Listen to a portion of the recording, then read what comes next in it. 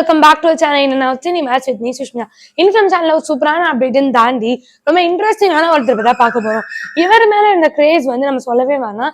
போன சில வருஷங்களுக்கு முன்னாடி ஆல்பம் சாங்ஸை ட்ரெண்டு கொண்டு வந்தவரே இவர் தான்.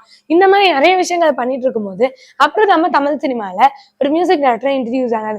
அதை தொடர்ந்து டைரக்ஷன் சரி, அதுக்கப்புறம் மியூசிக் டைரக்டரா இருக்கட்டும், அதுக்கப்புறம் ஆக்டிங், இந்த மாதிரி நிறைய விஷயங்கள் பண்ணிட்டு இருந்தாரு. இதெல்லாம் யாருன்னு வச்சுக்கோங்க, நம்ம இப்ப ஆதி அவர்கள் தான்.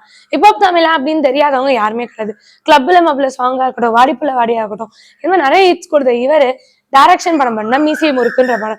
இந்த படம் ரொம்ப பெரிய ஒரு ஹிட் ஆச்சு. இதோட நிறைய படங்கள் பண்ணியிருந்தாலும் கடைசியா பிடி சார்ன்ற ஒரு படமே 2024 வந்தது. இவரோட அடுத்த படம் என்னவா இருக்கும் அப்படின்னு யோசிக்கும் போது இவரோட அடுத்த படம் வந்து கடைசி உலக போருன்ற படம்.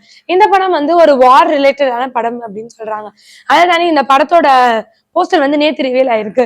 இதை தானே இந்த படம் இது ஒரு வார் பேஸ்டுன்றதால இந்த படம் August 15 ரிலீஸ் பண்ணலாம் அப்படின்ற மாதிரியான ஒரு ஐடியாவில் இருக்காங்க. ஆல்ரெடி நிறைய படங்கள் தொடர்ந்து வரதில்ல. இந்த படமும் ஒரு ஆட் ஆன் கொடுக்கறதுனால ரொம்ப பெரிய எக்ஸ்பெக்டேஷன்ஸ் இருக்குன்னே சொல்லலாம்.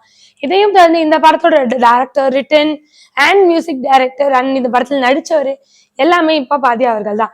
இந்த படத்துல அநேகா அவர்கள் வந்து ஃபீமேல் லீடா பண்றாங்கன்னு சொல்றாங்க. இது மாதிரி நிறைய அப்டேட்ஸ் இந்த படத்தை பத்தி வந்துட்டு இருக்கு. இந்த படம் August 15 வருமா வராத நிறைய அபிஷியல் அப்டேட்ஸ்க்கு நம்ம வெயிட் பண்ணிட்டு இருக்கோம்னு சொல்லலாம். இந்த மாதிரி இன்ட்ரெஸ்டிங்கான சினிமா அப்டேட்ஸ்க்கு மறக்காம சினிமாஸை லைக் பண்ணுங்க, ஷேர் பண்ணுங்க, கமெண்ட் பண்ணுங்க, மறக்காம சப்ஸ்கிரைப் பண்ணிடுங்க.